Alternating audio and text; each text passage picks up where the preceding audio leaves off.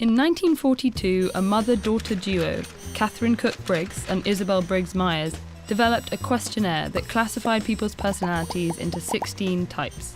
Called the Myers-Briggs Type Indicator, or MBTI, it would go on to become one of the world's most widely used personality tests. Today, personality testing is a multi-billion-dollar industry used by individuals, schools, and companies. But none of these tests, including the MBTI, the Big Five, the DISC assessment, the Process Communication Model, and the Enneagram, actually reveal truths about personality. In fact, it's up for debate whether personality is a stable, measurable feature of an individual at all. Part of the problem is the way the tests are constructed. Each is based on a different set of metrics to define personality. The Myers-Briggs, for instance, focuses on features like introversion and extroversion to classify people into personality types, while the Big Five scores participants on 5 different traits. Most are self-reported, meaning the results are based on questions participants answer about themselves. So it's easy to lie, but even with the best intentions, objective self-evaluation is tricky. Take this question from the Big Five. How would you rate the accuracy of the statement, "I am always prepared"? There's a clear favourable answer here, which makes it difficult to be objective. People subconsciously aim to please. When asked to agree or disagree, we show a bias towards answering however we believe the person or institution asking the question wants us to answer. Here's another question. What do you value more, justice or fairness? What about harmony or forgiveness? You may well value both sides of each pair, but the MBTI would force you to choose one. And while it's tempting to assume the results of that forced choice must somehow reveal a true preference, they don't. When faced with the same forced choice question multiple times, the same person will sometimes change their answer.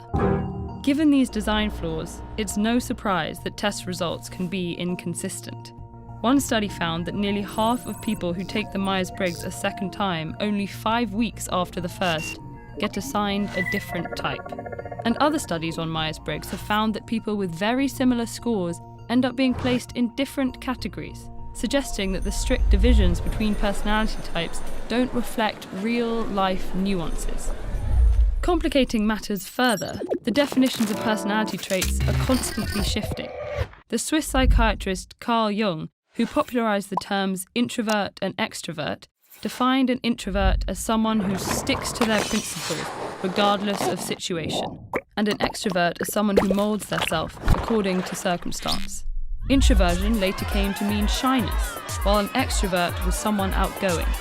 Today, an introvert is someone who finds alone time restorative, an extrovert draws energy from social interaction, and an ambivert falls somewhere between these two extremes. The notion of an innate, unchanging personality forms the basis of all of these tests, but research increasingly suggests that personality shifts during key periods, like our school years or when we start working. Though certain features of a person's behaviour may remain relatively stable over time, others are malleable, moulded by our upbringing, life experiences, and age. All of this matters more or less depending on how a personality test is used. Though anyone using them should take the results with a grain of salt, there isn't much harm in individual use, and users may even learn some new terms and concepts in the process. But the use of personality tests extends far beyond self-discovery. Schools use them to advise students what to study and what jobs to pursue. Companies use them to decide who to hire and for what positions. Yet the results don't predict how a person will perform in a specific role. So by using personality tests this way, institutions can deprive people of opportunities they'd excel at, or discourage them from considering certain paths. So what about the infamous Rorschach ink blot test? How does the test work? And does it really work at all?